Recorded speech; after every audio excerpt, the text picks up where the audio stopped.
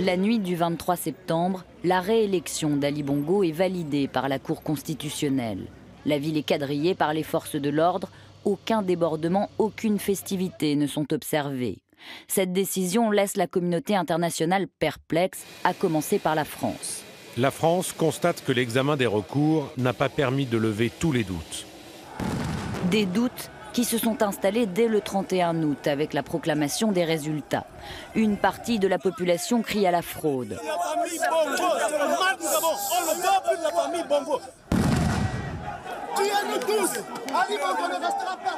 Dans la capitale, l'Assemblée nationale brûle. Des commerces sont pillés, Libreville s'embrase. La police réplique et lance l'assaut sur le QG de l'opposition. Deux hommes s'affrontent pour le pouvoir. Je suis le vrai porteur du changement. Et j'ai face à moi des caciques de l'ancien régime. Une pique contre Jean Ping, ami d'hier et ancien beau-frère, rival désormais à la tête de l'opposition. Si on veut choisir quelqu'un d'autre que moi, je n'ai pas de problème, pourvu qu'il parte. Bilan officiel des violences post-électorales, 4 morts, mais plusieurs dizaines selon les opposants. Des arrestations, mais aussi des disparitions. Nous avons enquêté dans la capitale gabonaise.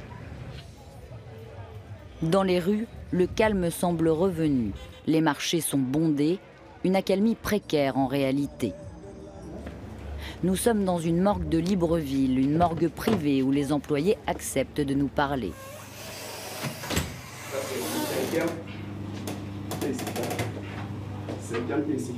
Ça, c'est celui du 12. 12. Et 12, c'est celui-là, le 5e. Mort par balle. Il est là. 5 corps déposés après l'annonce des résultats. Déjà un de plus que le bilan officiel. Alors en tout, vous en avez combien? 5 ici. Mais là, 5 ici et 2 là. Non, le total. Dans les 3 registres, ça fait 5. Selon eux, certains cadavres ont été déposés par l'armée. Seule certitude, ils sont morts par balle. C'est spécial parce que moi, personnellement, c'est la première fois que je vois des corps arriver ici, morts par balle. Libreville n'est pas une capitale habituée à ce genre de violence. De l'autre côté de la ville, Kasebga, la plus grande morgue du pays. Plusieurs tentatives, impossible de rentrer. Vous revenez lundi, s'il vous plaît. Des portes qui restent même fermées à certaines familles de victimes, comme celle de Daniel. Selon elle, la vérité est dissimulée. On veut vérifier. Ils cachent ça alors pourquoi? Qu'est-ce qu'ils veulent? Ils veulent quoi? Peut-être qu'ils veulent cacher le fait qu'on l'a tiré dessus. Peut-être cacher cela, ça ne fasse pas le bruit. Son frère a été tué 3 jours après l'annonce des résultats, bien après les violences. Elle affirme que ce sont les policiers qui l'ont abattu. Il prenait un pot avec ses amis, il était en famille. Ensuite, il y a eu des policiers qui sont arrivés. Ensuite, on l'a tiré dessus. Et la police n'était pas arrêtée, ils ont continué leur route. Elle nous décrit des pick-up blancs, des policiers cagoulés, comme ceux-là, filmés un autre jour. Des patrouilles qui terrifient les quartiers. 4 arrondissements plus loin, c'est la même histoire. Quand j'ai regardé, j'ai vu quelqu'un allongé par terre. Le cadavre était carrément en face de ma maison. C'est là où j'ai vraiment paniqué, que donc c'est vraiment du sérieux. Marguerite parle de son voisin. Encore un tir policier selon les témoins. Un choc pour cette Gabonaise de 29 ans. Et le soir même, c'est son frère qui ne rentre pas. Il s'appelle Mwanedjo Franck Joseph. Et il a disparu, ça fait depuis une semaine. Il ne faisait pas partie des gens qui manifestaient. Il est malade, il a des problèmes mentaux. Elle a fait le tour des gendarmeries et des commissariats, sans succès. Elle n'a pas porté plainte, par peur et par manque de confiance en la justice de son pays. Nous, on n'est ni opposants, ni, je ne sais pas, de l'autre côté. On est juste des jeunes orphelins, voilà nos parents qui sont là, ils sont décédés. On se débrouille dans la vie, chacun d'entre nous. Donc si on a tué notre petit frère ou si on lui a fait du mal, ce ne sera pas vraiment bien. Je sais qu'il est quelque part et qu'il va revenir, c'est tout. Marguerite n'est pas la seule dans cette situation.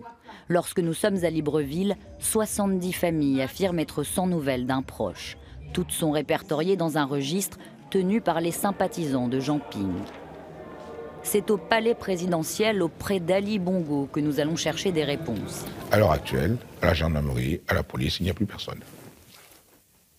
D'accord. Alors ces disparitions restent inexpliquées. Je pense que les parents vont retrouver leurs enfants disparus, certainement.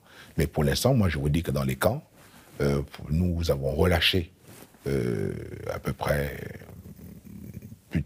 près de 500. Et c'est seulement autour de 300 et quelques qui ont quelques soucis avec la justice, pour avoir été des casseurs. La présidence tient à nous montrer qu'il y a eu des violences contre ses partisans.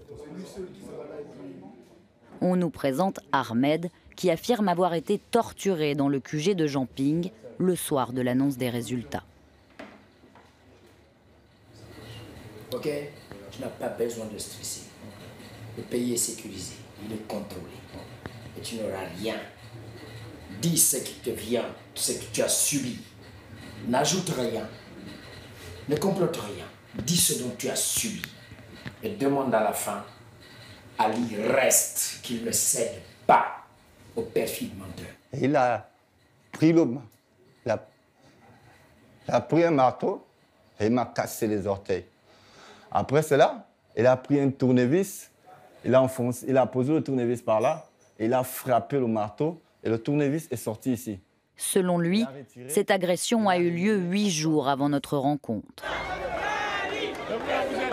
Cet après-midi, plusieurs centaines de partisans d'Ali Bongo marchent dans la capitale. C'est la première fois qu'ils crient dans les rues le nom de leur vainqueur. Ali, il a gagné.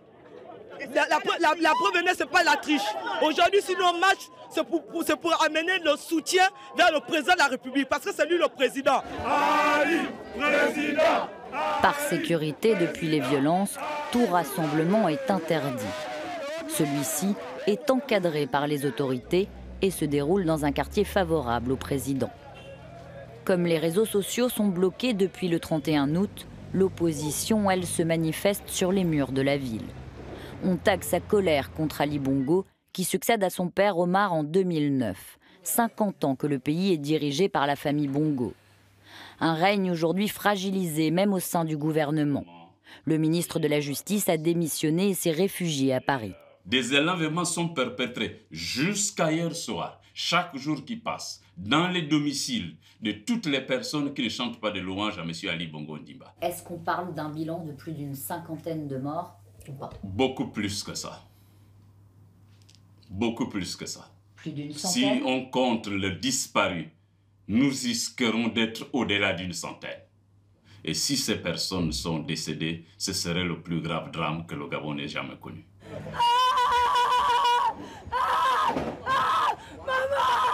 À Libreville, Marguerite vient d'apprendre la mort de son frère. Son cousin qui l'accompagne l'a identifié à la morgue, une balle dans le thorax. En France, des avocats commencent à réunir des preuves qu'ils transmettront à la Cour pénale internationale. De leur côté, les autorités gabonaises ont saisi la même cour pour les récentes violences.